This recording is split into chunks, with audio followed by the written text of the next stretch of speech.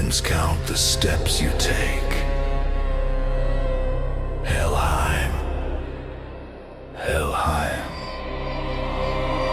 You came for a story. Now the story keeps you. In the Arizona desert east of Phoenix sits a mountain range people still approach carefully, but not just because of the jagged volcanic terrain or even the punishing heat, but it's because of all the stories. Stories of lights appearing where no one should be and footsteps echoing through empty canyons. Hikers often swear they were followed by something they never actually saw. Tonight, we head into the Superstition Mountains. Early settlers believed these mountains were cursed long before modern hikers started reporting strange encounters. Even today, people walk in, come back with stories they can't explain. The superstitions are pretty rugged, semi-volcanic, and unfortunately, entirely unforgiving. In these mountains, trails can simply disappear and canyons twist into elaborate dead ends. Distances are notoriously hard to judge in the desert heat. Because of these conditions, search and rescue teams respond to incidents here constantly. Every time someone disappears in those mountains, the legend grows. The name alone should make you think twice before heading in. Yeah, I mean, consider a recent account from a local Arizona resident describing a short night hike near the base of the range. Now, it was supposed to be a simple 2-mile loop.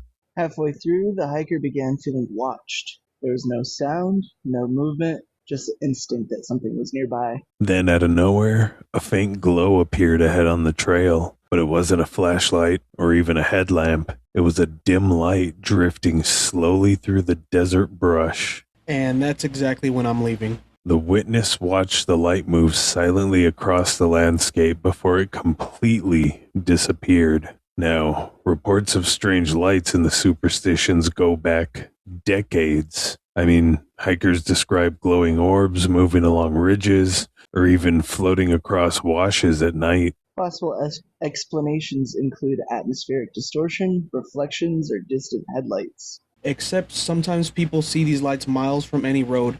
Many say the lights move in ways that don't match vehicles or aircrafts. Not every unsettling experience here is supernatural. Now, some parts of the surrounding desert have dealt with illegal dumping, hidden camps, and its fair share of criminal activity. Remote places attract people who want to avoid attention. It really just makes sense. Yeah, which means sometimes the fear hikers feel may be actually real. Yeah, I mean, you never know what's out there, who's out there, what their motives are, what they're capable of. And if you think about it, isolation does strange things to the human mind. I mean, in total darkness, your senses become sharper and your brain begins searching for threats. I mean, there's a reason, people say they're going to bury your body in the desert. So people definitely get up to bad things out there. Yeah, very true. Yeah, it's just a vast expanse. Human perception changes dramatically in low-light wilderness environments. Once fear starts creeping in, every shadow looks like something. You ever guys had that phenomenon where it's like dark and then you start focusing, you start seeing shit? Oh, yeah. Imagine Absolutely. that, but like in an expanse, that's the word of the day, listeners, expanse. Just a giant open, like, darkness. Imagine how much things your mind would start creating just like out of fear. I mean, when you're in an environment with no light and you still see moving shadows, that's kind of unexplainable. It definitely puts you on edge. I mean, we've seen that when we've done investigations at our work in the inmate break room. Yep. Yeah, that was bad. Pair that with the EMF going off nonstop. It's not a fun feeling. And those weird pictures I took through that weird, like, round mirror that we kept seeing stuff. It looked like somebody was sitting behind Zero. That was crazy. That was just my friend Paul. I don't like Paul. Yeah, it's nuts, man. It really is. It's one of those things that intrigues more than anything. I mean, maybe the lights have natural explanations, distant reflections, or, as was said before, rare atmospheric conditions. Or maybe the Superstition Mountains are exactly what their name suggests. A place where legend and fear mix together under the desert sky and just terrify anyone that gets near them. Yeah, because I mean, honestly, personally, if I see a floating light in the desert, I'm just gonna take off. Fucking immediately. Well, I mean, because sometimes the smartest thing you can do in the superstitions is turn around. Yeah, I feel like that's everybody sees it as the coward's thing, but I guess the coward lives longer than the hero, don't they? Unless the coward breaks their ankle when they're turning to run away. You Well- don't have to outrun whatever the threat is, you just have to outrun your buddy.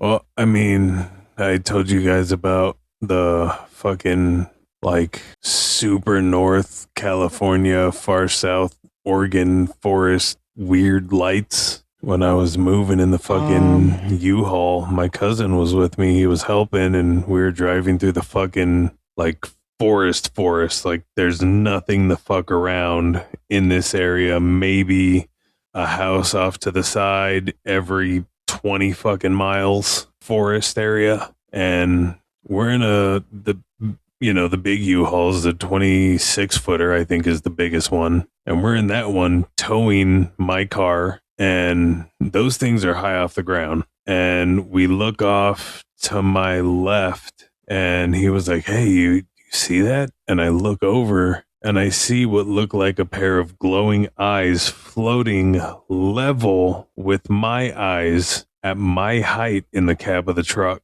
floating off the ground, or from what I could see floating, because it was about a good maybe 50 yards into the forest deep, but it was keeping pace with how fast we were going, and the speed limit there was, I think, 55, and it was just pacing the truck, and it did that for about a mile and a half with 90-degree turns, fucking all kinds of shit, and it just paced. It was crazy. Would have never paced you if you were in a skyline. True. Family. Yeah, no, I mean, the mountains aren't too far from where we're at. I think it'd be cool maybe just to go and check them out at night. Road trip. I've done it. I'd be down. How was it? My buddy had a girlfriend for a while, and she had a really nice property right at the foot of the Superstitions, and she had like horses and stuff. Every night we'd go sit out there and just kind of shoot the breeze, and it'd be like the blackest dark I've ever experienced, because there's no lights out there except for like the neighbors who are, a mile or two away, and it just feels fucking oppressive. Darkness, you feel so small, you just see like barely the outline of the mountains. See, I'd love to take the 360 camera out there, the 360 audio recorder, the fucking spirit box, the EMF. We'll just have to plan whenever there's like a full moon so we get like some kind of light. For sure. Like the horses, every once in a while, they would like perk up, and they would look in the same direction. And we'll take the new camcorder that records like the old fucking Blair Witch. All right, I'm going to look for fucking night vision goggles on Amazon real quick. Hell yeah.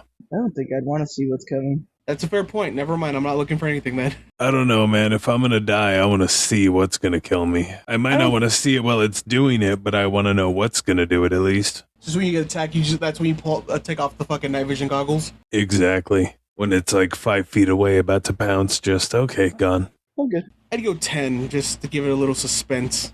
Yeah, but I think it'd be cool to go down there and check it out and report back if we make it back. I'd be game. Let's do it. Let's do it. Pack up the minivan and let's go. Pack up the skyline. Hell yeah, let's do it. Family. Road trip. Then maybe we stop in Tombstone for some ice cream. And Tombstone Ghosts. Oh yeah, Tombstone goes too. Yep, that place is pretty haunted as well. Well, there you go, fellow paranormal fans out there. We might have an investigation coming on, and it'll be a very interesting one because I don't know if anyone's ever taken 360 audio recording equipment to try and do EVPs or see what kind of weird shit and sounds can be caught. Sorry, not shitting sounds, but you know what I meant. The spookiest of all. A spooky dookie, if you will. Yes. Oh, fuck. Well, I think that about does it for this episode until we can actually bring back our own report from said Superstition Mountains. That's if we make it back. Dun dun dun. Bum, bum, bum. I'm gonna knock on wood, actually. I do want to make it back. No, we will. Good. We'll be cautious. I won't. Okay, And so that's why you sit in the car. So Cyril might not make it back. Anything for the viewers. Yes. Do it for the gram. Graham. I'm gonna pickle a Wendigo. Oh no. He's gonna pickle a Wendigo? The fuck? that too. Jeez. Well, fellas, I think that's pretty much it for this one, right? That is, and you heard it here first. He's going to pickle a Wendigo. Let's not do that. But with that being said, please join us again on the next episode of Tales from Helheim. Snow in your lungs. Ravens on the roof counting. Helheim. Helheim. Shut the door.